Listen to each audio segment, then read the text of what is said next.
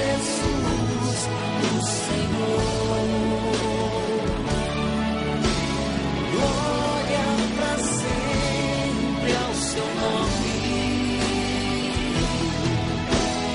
Honra e louvor por suas maravilhas, que tudo que respira louve a Deus. Olá, está no ar o programa Oitavo Dia, um programa que tem uma proposta para você, o aprofundamento na fé católica. Nós estamos em uma sequência sobre a teologia do corpo do Papa João Paulo II e convidamos você a nos acompanhar. Padre Paulo Ricardo nos explica a profundidade dessa catequese do Papa João Paulo, né, Padre Paulo? Nós iniciamos já há algumas semanas e para quem não acompanhou, quem perdeu aí um outro programa, vamos fazer uma pequena revisão antes de entrar no nosso tema de hoje, que hoje vamos falar de matrimônio, né? Exato. O Papa João Paulo II, ele teve uma grande intuição teológica, que é exatamente a intuição de que o homem, que é a imagem e semelhança de Deus, conforme está escrito no livro do Gênesis, não é imagem e semelhança de Deus somente enquanto indivíduo. Ele é imagem e semelhança de Deus também enquanto relacionamento de casal, ou seja, o homem e mulher. Por que isto? Porque nós, cristãos, sabemos que Deus é trindade, portanto, Deus é um só, mas Ele não é sozinho. E exatamente nesse relacionamento eterno de amor de Deus, que nós vemos que o homem pode ser, no seu relacionamento com a família, com a esposa, pode ser uma imagem de Deus. E esta imagem está estampada no corpo do ser humano. Ou seja, não se compreende o corpo do homem enquanto órgãos genitais, etc., sem o corpo de uma mulher. É uma realidade que não tem sentido em si mesma. Então aqui, essa realidade do homem aberto para o relacionamento e para o amor, algo que está escrito não somente na sua alma, mas também no seu corpo, por isso, teologia do corpo, né? E nós vimos nos últimos programas que existe uma situação de queda, o que é que Deus fez inicialmente, né? Era bom, bonito, mas aconteceu a queda, mas essa queda não é a situação última permanente, nós temos um grande futuro com Deus, na ressurreição eterna, né, dos nossos corpos, também participando do grande matrimônio entre a humanidade, a Igreja e Jesus Cristo.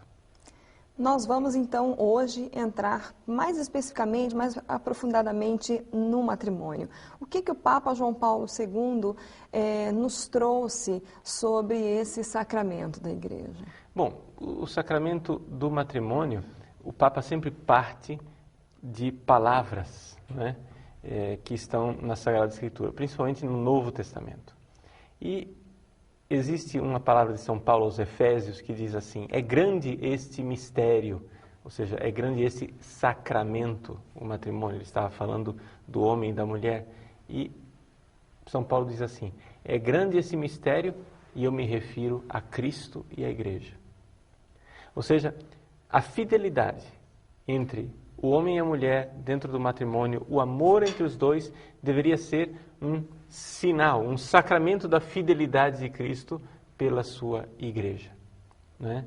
Essa palavra de São Paulo aos Efésios, ela deu origem a várias reflexões do Papa João Paulo II ao longo das suas catequeses. Uma das coisas talvez mais importantes assim, para a gente ver no dia a dia do relacionamento familiar entre homem e mulher é que dentro deste contexto do Novo Testamento, existem palavras específicas que falam da submissão da mulher. Ou seja, mulheres, sede submissas aos vossos maridos, como a Igreja é submissa a Cristo. E, maridos, amai vossas esposas como Cristo amou a Igreja. E aqui, claro, tem toda uma polêmica por trás disso, né? As mulheres, né, protestam com relação a isso. Leem, muitas leem isso como atitudes machistas, né, Padre Paulo? Exato. Mas a gente não entende muito bem a profundidade do que é essa palavra. Porque o que a palavra está dizendo está em termos de comparação entre Cristo e a Igreja. São Paulo não pode chegar a dizer que os homens sejam submissos às suas mulheres. Por quê? Porque ele está fazendo uma comparação entre Cristo e a igreja. É a igreja que tem que ser submissa a Cristo. Então, aí já se explica por que existe essa dissimetria, não é? Mas se nós formos ver nesta carta de São Paulo aos Efésios, capítulo 5, São Paulo fala: sede submissos uns aos outros. Tem uma certa hora que ele diz isso, não é? Mas, em todos os casos, sem querer fugir da raia, vamos entender o que é que São Paulo está querendo dizer nessa carta, quando ele fala de submissão das mulheres e do amor dos maridos. Acho que o ponto que resolve todo o problema é a gente olhar para aquele versículo que diz assim: maridos, amai vossas esposas como Cristo amou a igreja. Isso aqui resolve tudo. Como é que o marido vai amar a esposa? Não como um déspota, não como um tirano, não como um sujeito agressivo, mas como é que Cristo concretamente amou a igreja? Ele deu a vida por ela. Ele morreu. Ele se entregou na cruz. E aqui que está a grande beleza do que São Paulo está querendo transmitir. E existe dentro do coração das mulheres um grande anseio por isto. Você veja, como é que são as nossas historinhas de criança, histórias da carochinha, né, que a gente costuma, as histórias fantasiosas de criança. A gente sempre tem naquelas histórias do cavaleiro, um cavalo branco que vem salvar a donzela que está presa num castelo com um dragão.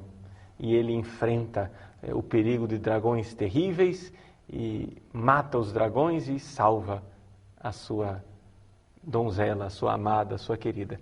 Veja, esse tipo de história é invenção, é claro, mas fala de uma verdade que está dentro do coração de cada mulher. Todas as mulheres têm esse grande sonho, esse grande anseio de encontrar um homem que dê a vida por ela, que enfrente perigos, que seja corajoso o suficiente de derramar o seu sangue por amor. Isso está impresso por Deus no coração da mulher. Isso faz parte da própria natureza da mulher. Então, a mulher sonha, né, com um homem que dê a vida por ela, que derrame seu sangue por ela. Maridos, amai vossas esposas como Cristo amou a igreja. Essa é a medida do amor do marido. Este é o modelo que o marido deve seguir. Agora, eu nunca encontrei uma mulher que se revoltasse e dissesse: eu não aceito me submeter a isso. Ou seja, eu não aceito ser submissa ao sacrifício do meu marido que morre por mim.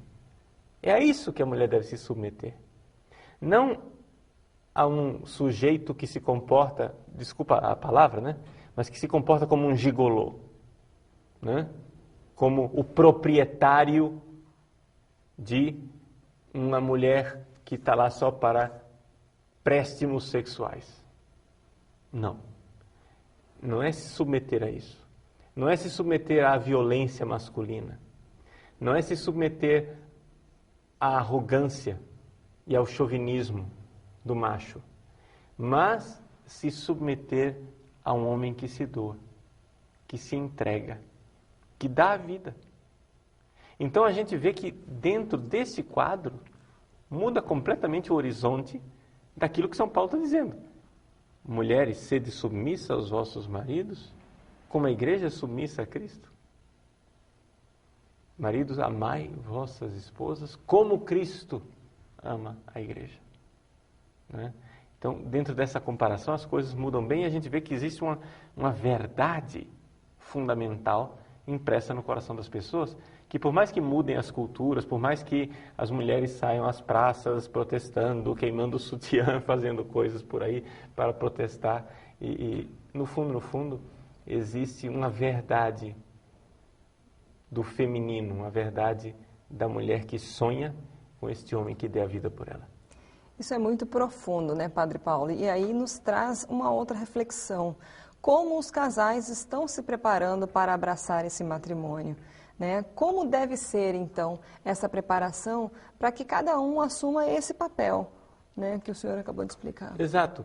E aqui a preparação remota começa na infância. Por quê? Porque, de alguma forma, os pais devem já preparar os seus filhos, homens, para a masculinidade, para a virilidade. Vejam que existe algo de malsão, de extremamente desordenado nessa figura de homens sem coluna vertebral, né?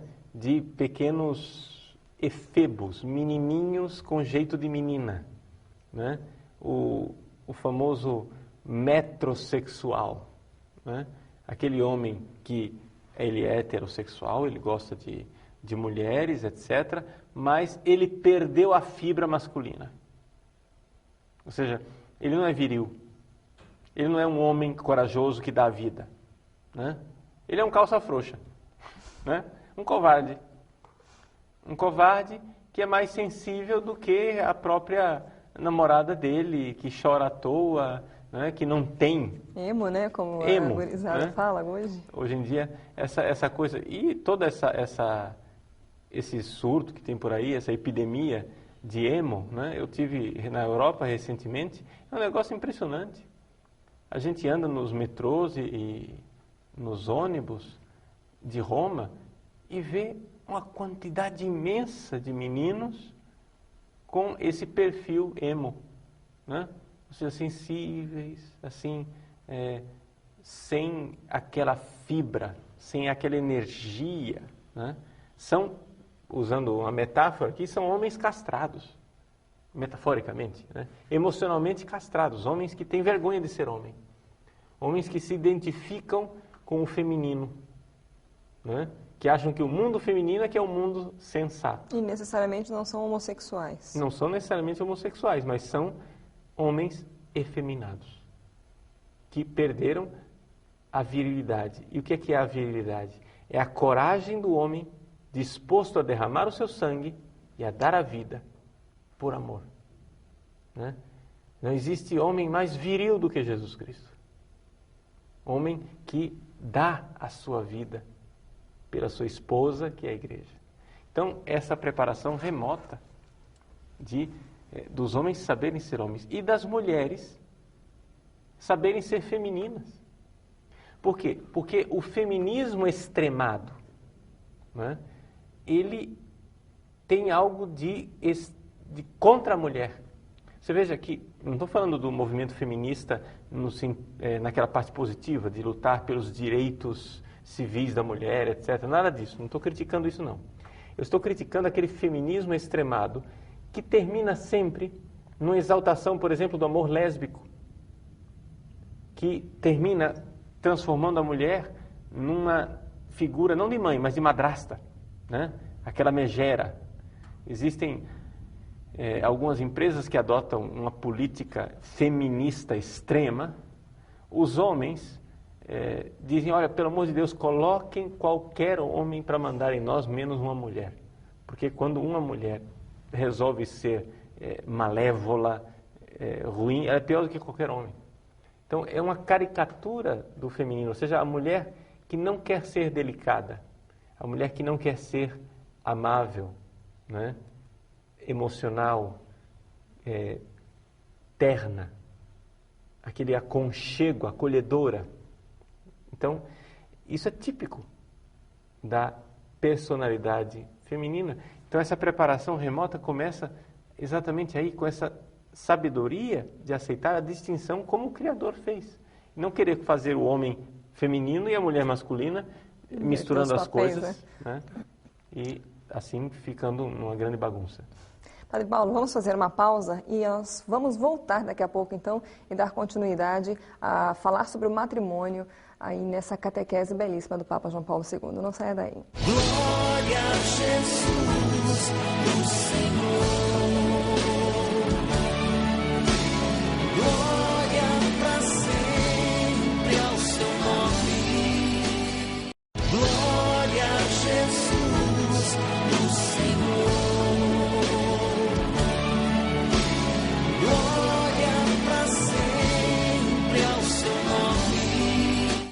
O oitavo dia fala hoje sobre o matrimônio na teologia do corpo do Papa João Paulo II. O Padre Paulo Ricardo vinha nos explicando questões polêmicas, né, Padre Paulo, que a gente já vê hoje na nossa sociedade em abundância. Mas como deve ser, então, o verdadeiro matrimônio entre o homem e a mulher? Bom, a Igreja nos coloca no próprio ritual do matrimônio, né, um roteiro daquilo que devem ser as 4 características do amor de Cristo pela Igreja e da Igreja por Cristo, né? São 4 características. O amor de Cristo pela Igreja é um amor livre, total, fiel e fecundo. Quando tem o ritual do matrimônio, as pessoas vão se casar, o padre pergunta: vocês, ao se casar, irão se entregar totalmente um ao outro, amor total. É de livre e espontânea vontade que o fazeis? Então, livre e espontânea vontade aqui quer dizer que se o amor não for livre, não tem matrimônio. Aquela famosa história do casamento caipira, né? Onde o rapaz vai se casar com o pai da noiva, com a carabina atrás, obrigando ele a se casar. O casamento não funciona, não existe, né? Porque não é livre. Jesus diz assim: ninguém tira a minha vida, eu a dou livremente. Sou eu quem dou minha vida. O amor de Cristo, ele é livre. Agora, o amor de Cristo, ele é total, né? É por toda a vida que ele faz isso, né? E ele dá a vida inteira. Jesus desceu e se entregou até a morte na cruz. A entrega dele, o esvaziamento dele foi total. Então, assim também deve ser o amor entre os dois. Hoje em dia tem essa coisa de, nós vamos nos casar, mas é assim, você mora no seu apartamento, eu moro no meu. Às vezes não precisa chegar nesse extremo. Eu conheço casais que se casaram, mas eles têm uma distinção muito grande entre aquilo que é dele e aquilo que é dela. Por exemplo, no dia que eles se separarem, eventualmente, eles não terão dificuldade nenhuma de saber distinguir. Olha, esse abajur é meu, porque eu que comprei, né? Aquele lençol é seu, porque você que comprou. Quer dizer, não existe uma comunhão. Ou seja, a coisa já começa separada, né? Não há uma comunhão de vida, uma totalidade, uma entrega. O amor de Cristo é livre e é total, né? E essa totalidade, evidente, assim, juridicamente falando, não tem dificuldade nenhuma do casal se casar com separação de bens. Isso é somente uma questão técnica, jurídica, porque às vezes é conveniente casar com separação de bens, porque, por exemplo, um tem uma empresa, outro tem outra empresa. Se um vai à falência, o outro não vai. Pelo menos um pode ajudar o outro, né? Não se trata dessa questão jurídica civil, se eles se casaram com separação ou comunhão total de bens. Mas trata-se de uma realidade espiritual, de uma entrega, onde eu não tenho, assim, você se casou, meu irmãozinho, você não tem mais vida, aspas, privada. Você tem a sua vida com sua esposa e a sua esposa tem a vida dela com você. Não tem esse negócio, não, isso daqui é meu, você não entra aqui. O que não quer dizer que um deva dominar o outro. Existe a intimidade de cada um, claro. Por exemplo, os casais, quando vão se confessar, se confessam separadamente, porque o pecado de um é o pecado de cada um. Não existe essa coisa de, nós gostamos de confessar juntos. Eu nunca aceito essa coisa de confissão juntos. Não é adequado. Não é adequado. Por quê?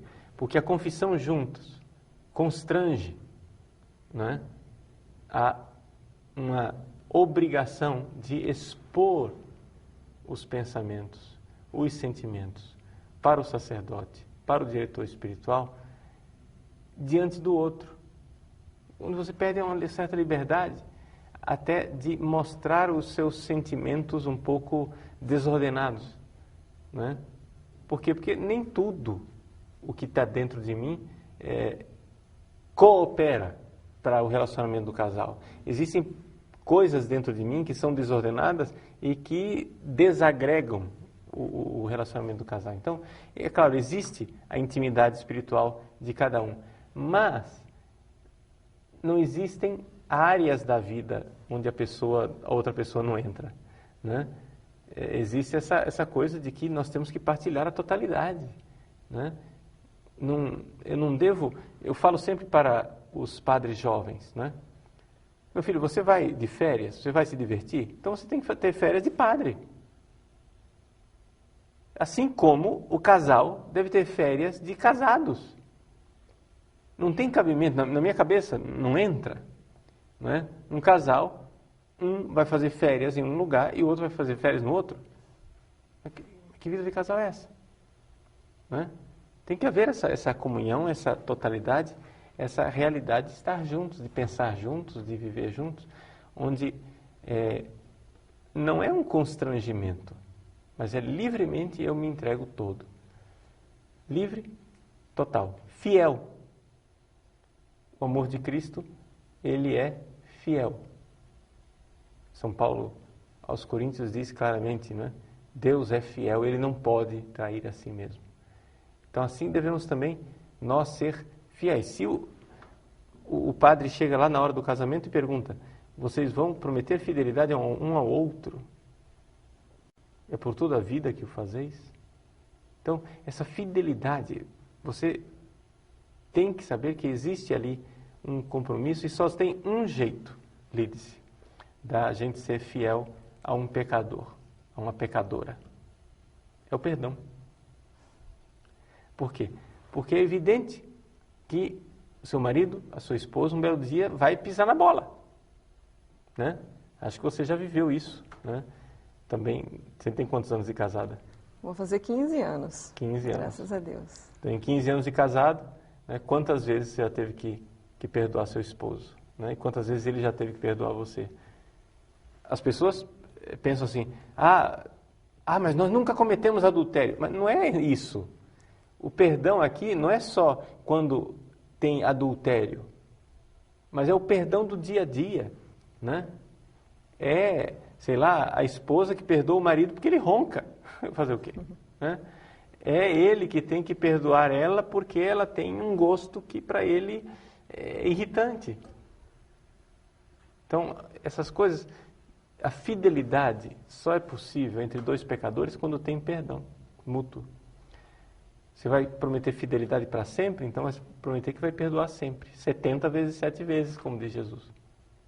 E às vezes são nessas pequenas coisas, né, Padre Paulo, que vai se construindo uma fidelidade para que não se chegue ao extremo do que o senhor falou, do adultério, né? Uhum. Porque às vezes o que acontece é que a gente vê muito e às vezes há uma certa pregação da mídia nesse sentido, né? De os casais não precisam necessariamente ser fiéis um ao outro, né? Sim, porque se tem a ideia de que essa realidade da fidelidade matrimonial é uma moral burguesa. Isso é típico da propaganda marxista, né? Jean-Paul Sartre e Simone de Beauvoir, na década de 40 e de 50, já tinham esse tipo de amizade colorida que a gente tem hoje, né? Essas coisas que, quando elas se alastram no meio do povo, elas foram pensadas muito tempo antes, né? Por filósofos. No caso aqui, um filósofo existencialista, que depois terminou o marxista, Sartre. Ele tinha um relacionamento com Simone de Beauvoir, onde ele podia ir com outras mulheres e outros homens, e ela podia ir com outros homens e outras mulheres. E o negócio, né, tanto faz. Não, isso fere o coração humano, isso destrói o coração humano, né? E, finalmente, a quarta característica, o amor humano, ele é fecundo. Talvez aqui estejamos diante de uma das coisas mais polêmicas hoje em dia. Mas o amor de Cristo é fecundo porque ele disse assim, eu vim para que todos tenham vida e tenham em abundância, né? É necessário nós compreendermos que o amor, quando um e o outro se fecham dentro de uma bolha e não produzem vida, ali existe morte, necessariamente, daquele próprio amor. Ou seja, quando o casal não está aberto à vida e à procriação, o próprio relacionamento se deteriora de alguma forma, né? Então, é por isso que a igreja, profeticamente, acho que a igreja é a única instituição no planeta que ainda bate firme nesse aspecto da fecundidade, porque filho é bênção para nós. Filho não é uma desgraça, não é uma maldição que vem do céu, mas é algo muito bom de Deus. Por quê? Porque o matrimônio deve ser como o amor de Cristo, livre, total, fiel e fecundo. O que o senhor diria, Padre Paulo, então, para encerrar, aos casais que estão passando por alguma crise, dentro de uma dessas características, né? Não estão vivendo a totalidade, ou não estão sendo fiéis um ao outro, têm dificuldade em aceitar a possibilidade de ter filhos e impedem isso com os métodos, né, contraceptivos. O que o senhor diria para o coração desses casais? Bom, a primeira coisa é a gente compreender que o matrimônio, ele não é fonte de felicidade. O matrimônio é um caminho para andarmos na direção da felicidade que está em Deus. Então, o casal que começa um a olhar para o outro somente, assim, como se você tem que me fazer feliz, o relacionamento se deteriora completamente em cobranças, não é? Porque você quer que a outra pessoa faça você feliz e você sabe muito bem, você não é capaz de dar a felicidade a ela. A felicidade está em Deus. Então, o casal deve ter esse espírito de companheirismo, onde ela é a minha companheira, ele é o meu companheiro, e os dois têm como companheiro um ao outro, caminhando na direção do céu. Sabendo que a felicidade quem dará é Deus no céu, não aqui nessa terra. Nessa terra nós nos apoiamos mutuamente. Então esse apoiar mutuamente significa o seguinte: um dia ela cai, um dia ele cai. Se apoiem, né? Sejam pacientes uns com os outros e se ajudem como os sirineus, se ajudem a carregar a cruz na direção do paraíso, e é assim que a gente consegue viver um matrimônio, né, conforme o amor de Cristo pela igreja. Padre Paulo, então vamos encerrar aqui, mas no próximo programa vamos continuar falando sobre a teologia do corpo, né? A gente pode buscar as informações onde, em quais sites, no site do senhor? No meu site, padrepauloricardo.org, você encontra uma série de palestras também em áudio a respeito da teologia do corpo e da família. E ali estão algumas das catequeses, das 129 catequeses do Papa João Paulo II a respeito da teologia do corpo. Você vai encontrar lá também os arquivos para ler diretamente essas catequeses do Papa. Não é? Que Deus abençoe você. Uma alegria nós estarmos aqui juntos toda semana nesse 8º dia. E que essa semana seja cheia de bênção para você e para a sua família. Um bom domingo para você. Até a próxima semana. Glória a Jesus, o Senhor. Glória para sempre ao seu nome. Honra e louvor por suas maravilhas, que tudo que respira louve a Deus. Glória a Jesus, o Senhor. Glória para sempre ao seu nome.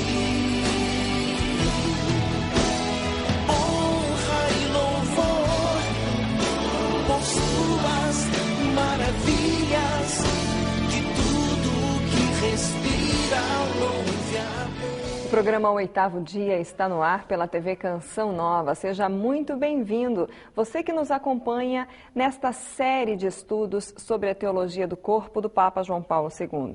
Na semana passada falamos de matrimônio, esta semana vamos falar de celibato, né, Padre Paulo? Exato. E falar de celibato na teologia do corpo parece quase uma contradição, porque como nós falávamos no início, o homem é imagem e semelhança de Deus, mas homem e mulher são imagem e semelhança de Deus. Ou seja, essa realidade de que o homem é incompleto. E sendo incompleto, ele precisa da mulher. E é assim que o homem é plenamente imagem de Deus. Aí vem a pergunta, mas como é que então a igreja justifica o celibato? Principalmente o celibato dos padres, mas também, não somente, o celibato também dos religiosos, virgens consagradas, monjas. Como é que se dá essa realidade? Bom, aqui para a gente dar este passo de compreensão, nós temos que entender então que o matrimônio não é uma finalidade nele mesmo. Ou seja, o matrimônio de Adão e Eva, lá na primeira página do livro do Gênesis, é um sinal de um outro matrimônio definitivo, que é o matrimônio entre Cristo e a Igreja no fim dos tempos. Na última página da Bíblia, no livro do Apocalipse. Então, toda a Sagrada Escritura, ela é colocada entre esses dois matrimônios. O matrimônio de Adão e Eva, que é uma flecha que aponta para o matrimônio final que haverá, que é esta união da humanidade com Cristo. Pois bem, o problema é o seguinte, é que com o pecado original, isso que deveria ser uma flecha que aponta, que é o matrimônio, às vezes se transforma num ídolo. Ou seja, o marido olha para a mulher olha para o marido, os dois olham um para o outro e se fecham dentro de uma bolha de egoísmo, onde um vive cobrando do outro a felicidade. Então é necessário o sinal do celibato. O que é o sinal do celibato, né? Quando você vai na igreja, você vê lá, quando foi a última vez que você participou de um casamento, né? Você tem lá o padre celibatário e o casal. A vida do padre e a vida do casal estão dizendo duas coisas e estão prestando um serviço um ao outro. O casal diz assim para o padre: Padre, veja, nós todos somos feitos para o matrimônio. Porque nós todos somos feitos para aquela grande união lá no final, em que a humanidade, em que a igreja irá se unir ao seu esposo, que é Cristo. Então, eu como padre, olho para aquele casal e digo: isto é um sinal daquela união maravilhosa que acontecerá no fim dos tempos. Agora, ao mesmo tempo, o padre, ele também diz algo para o casal. O casal olha para a solidão do sacerdote e aquela solidão do celibato fala do fato de que aquele casal não vai ser capaz de preencher um ao outro. Não é? Eu estava, outro dia, lendo o testemunho de um rapaz casado chamado Christopher West. Ele é um dos grandes pregadores a respeito da teologia do corpo do Papa João Paulo II nos Estados Unidos. E ele disse que saiu um dia para jantar com a esposa. E, claro, deixaram os filhos com alguém cuidando e os dois foram namorar, né? Depois de tantos anos de casado, eles sabem ainda namorar, foram jantar juntos e os dois, parece que já tinham 10 anos de casado na época, começaram a se perguntar: mas escuta, o que é que mudou no nosso relacionamento?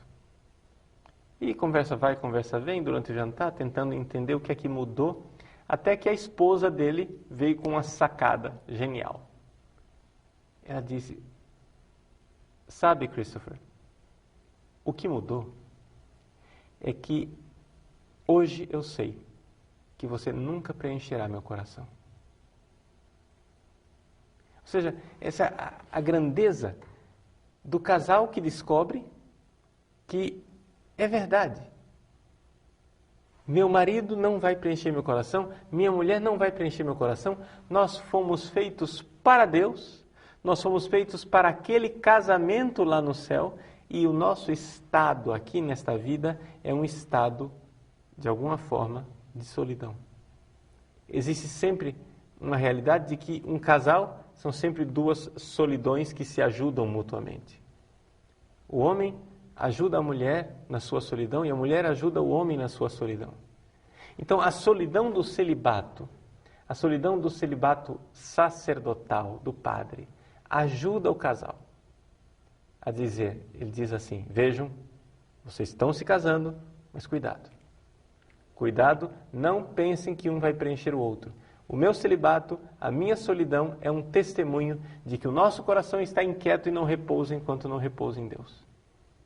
Então, saiba que se você está casado e sente que seu coração não está preenchido, não é que você casou com a pessoa errada. Isso é a triste conclusão que muitas pessoas chegam hoje em dia, né? Vivem não sei quanto tempo juntas, no casamento, aí chega uma certa hora, diz: eu acho que eu casei com a pessoa errada porque eu não estou sendo feliz, não cheguei à plenitude da felicidade. Mas, meu irmão, não vai chegar nunca. Por quê? Porque nenhuma mulher é capaz de preencher o coração do homem, nenhum homem é capaz de preencher o coração da mulher. E o celibato, ele atesta isso. O celibato, ele é uma inquietação. O casado, quando olha para o celibatário, ele se sente inquieto. Ele diz, como que consegue viver assim? Né? Mas o celibatário testemunha isso. Você também vive essa mesma solidão, essa mesma dificuldade. Né? E no caso do celibato sacerdotal, do padre, a coisa é mais específica ainda. Por quê? Porque o padre, ele é um sacramento do Cristo esposo. Então, a gente sempre diz assim que o sacerdote é um outro Cristo, né? Sacerdos alter Christus. O sacerdote é um outro Cristo porque ele é um sacramento. A gente tem os sacramentos vários da igreja, né? Por exemplo, o batismo, qual é o sinal? O sinal é a água. Aquela água derramada na cabeça da criança, ela simboliza algo invisível que é o Espírito Santo sendo derramado. O pão e o vinho são um sinal visível do corpo e sangue de Cristo, da presença de nosso Senhor Jesus Cristo, que é invisível. E na ordem? No sacramento da ordem, o sinal é o rapaz. Aquele homem ali, ele é sinal do Cristo. Ele é uma pessoa símbolo.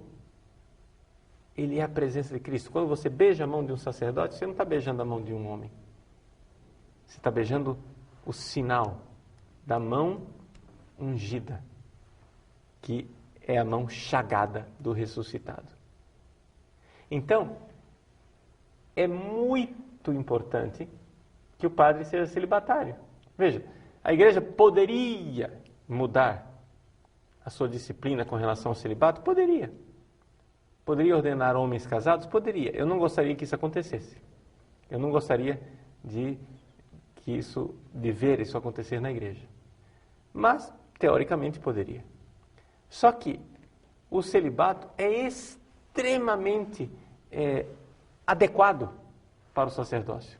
Porque Cristo foi celibatário e é interessante que na teologia, nas Sagradas Escrituras, o Cristo que era celibatário era o esposo.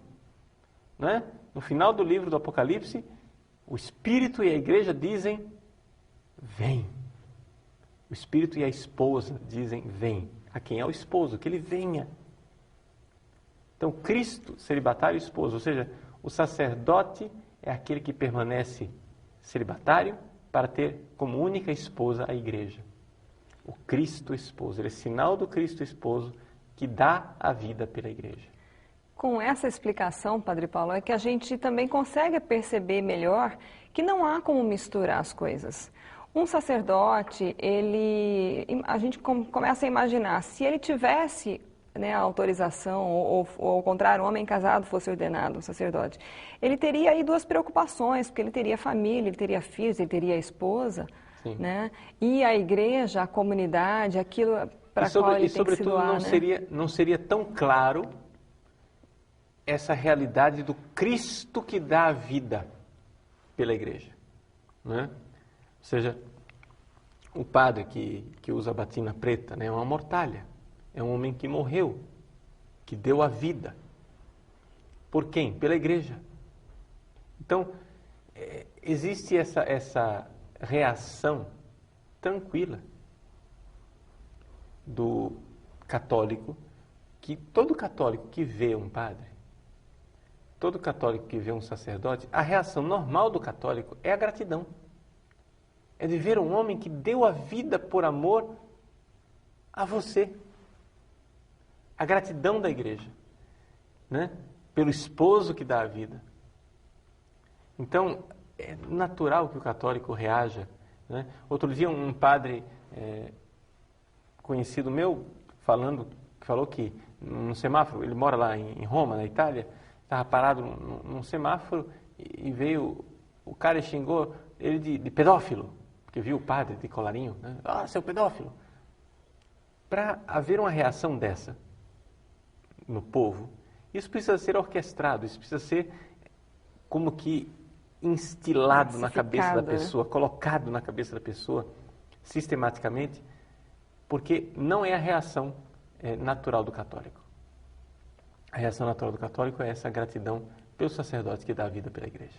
Até porque isso é uma generalização, né? Aí ele está colocando na figura do sacerdote, né, um crime muito grave que ocorreu e depois outra pontualmente.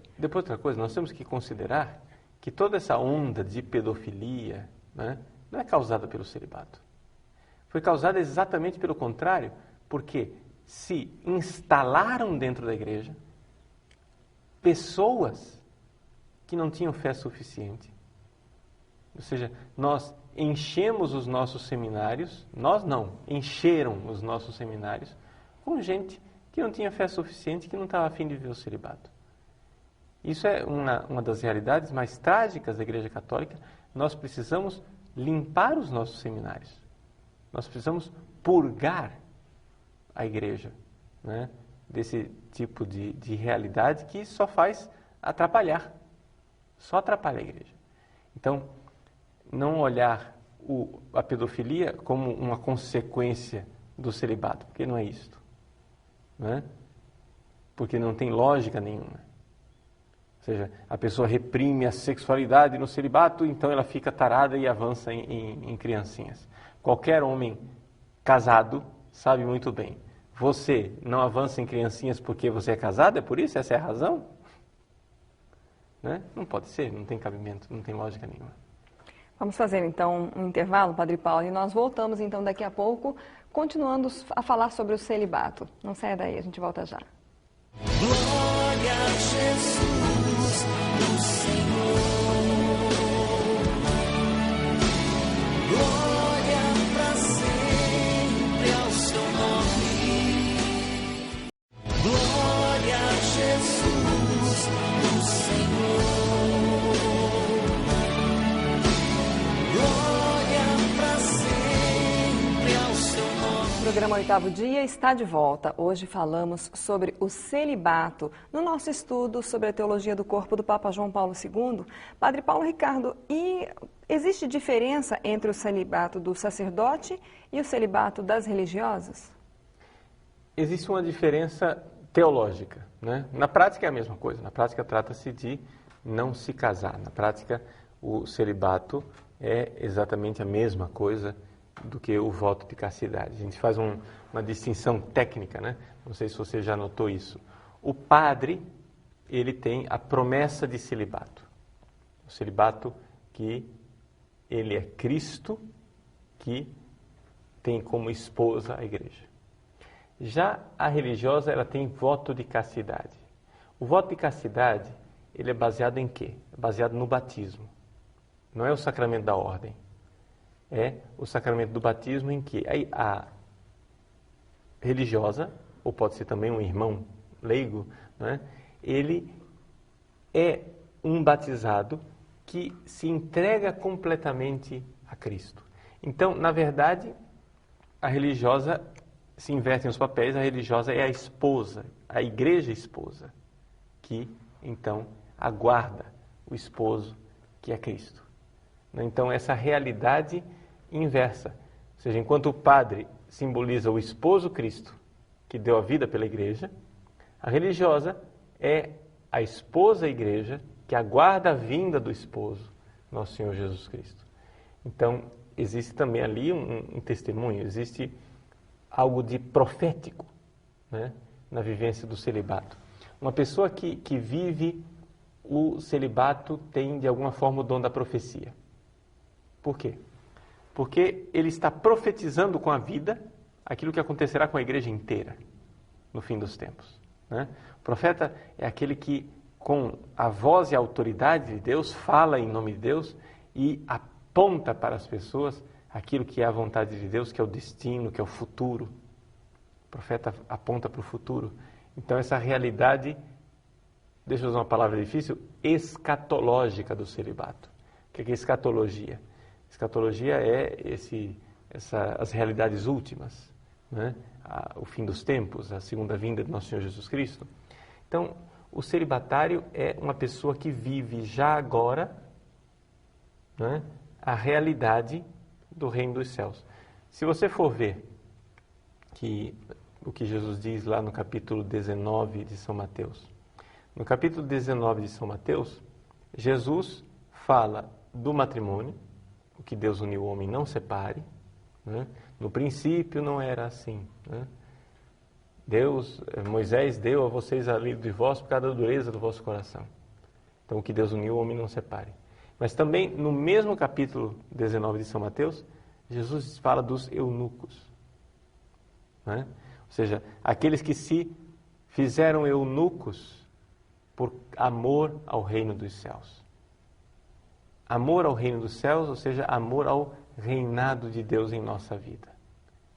O que é o reino dos céus? O que é o reinado de Deus em nossas vidas? Como é que Deus reina? É quando Deus é tudo para mim. Então, o religioso, aquele que se faz eunuco pelo reino dos céus, aquele que se entrega na sua vida pelo reino dos céus, por amor a Deus, ele vive uma verdadeira profecia no seu dia a dia. Agora, uma coisa que é importante a gente recordar nisso tudo é saber o seguinte, veja, a igreja ela não vive de ilusões. A igreja é bem realista com relação a isso. Assim como nós, no programa passado, quando nós falávamos do matrimônio, nós dissemos que para que haja matrimônio é necessário que haja também perdão.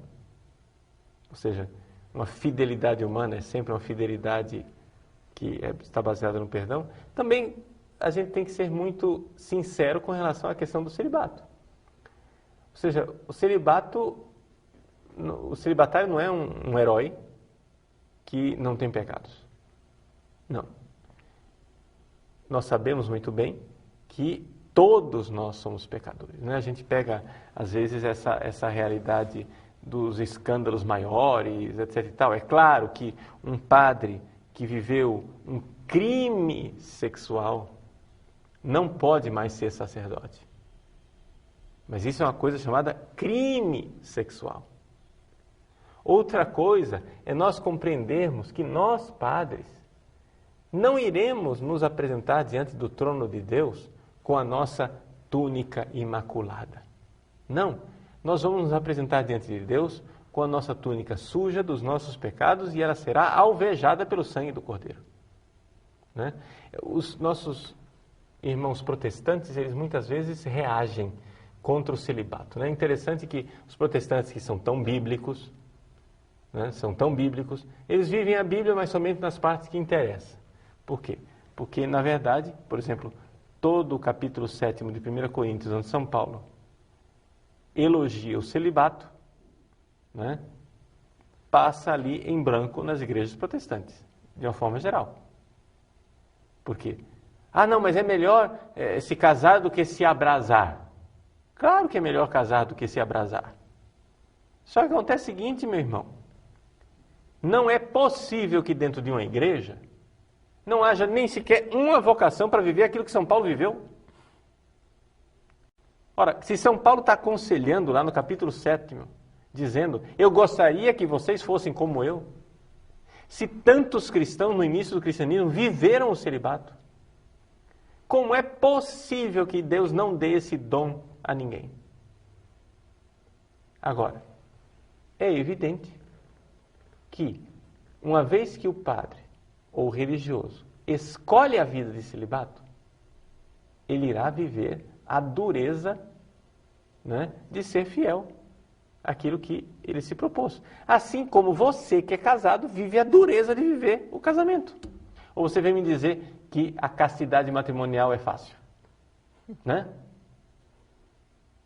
Você que é casado, venha me dizer agora com cara de sonso que nem no seu coração você nunca traiu sua esposa. Nem nos seus pensamentos, nas suas fantasias, você nunca traiu sua esposa. Não é? Então quer dizer que você vai deixar de casar, já que você não é capaz de ser fiel ao matrimônio? Não, não é assim. Não é assim. O celibato, não é? Nós temos que compreender o seguinte: aquelas pessoas que dentro do ministério sacerdotal pecam com pecados mais graves, delitos, não são nem pecados, são delitos, crimes, mais graves, essas pessoas são excluídas do sacerdócio. Mas os outros que ficamos, nós somos seres humanos que pecamos. O que não quer dizer que eu estou dizendo que os padres estão tendo relações sexuais por aí. Eu não estou dizendo isso. Não é? Eu tenho 42 anos de idade e nunca tive uma relação sexual. Não digo isso por vaidade, não digo isso por dizer que eu sou melhor do que os outros, nada disso.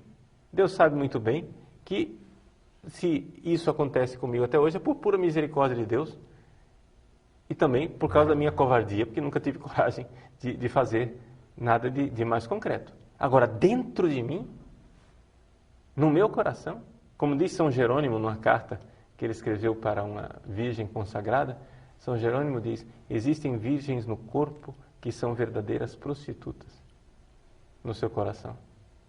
Por quê? Porque, infelizmente, existem as quedas no coração.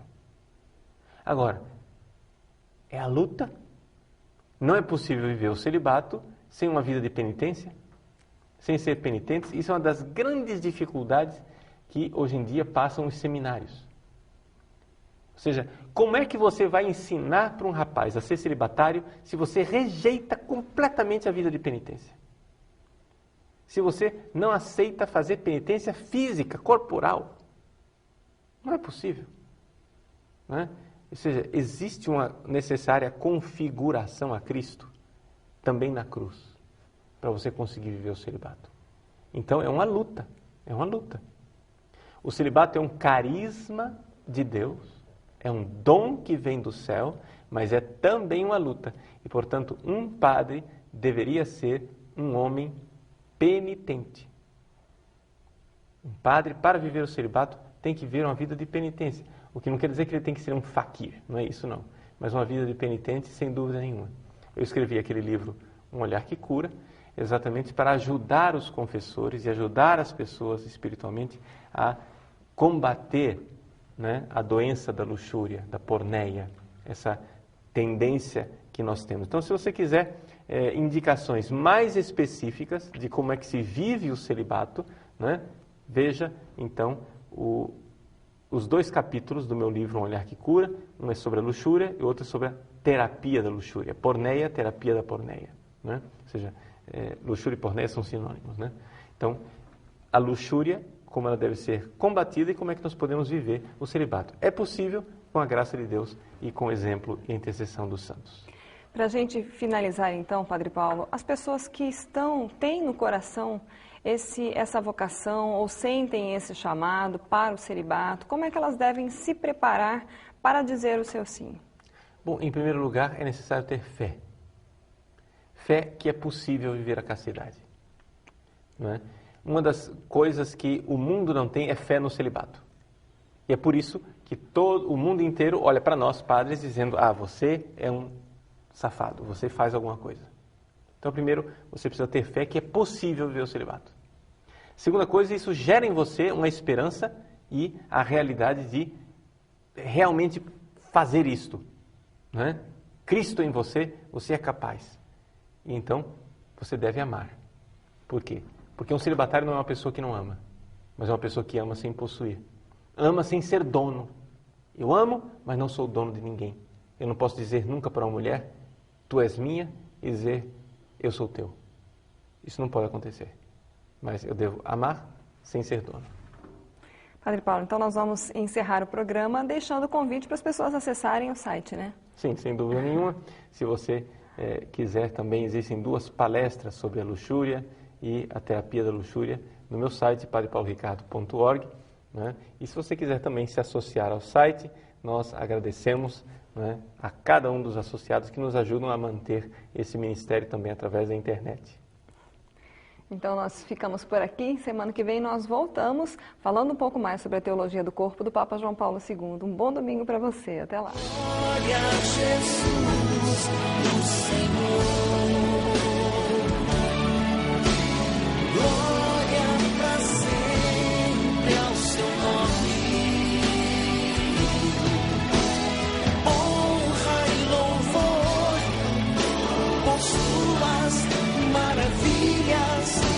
que tudo que respira louve a Deus.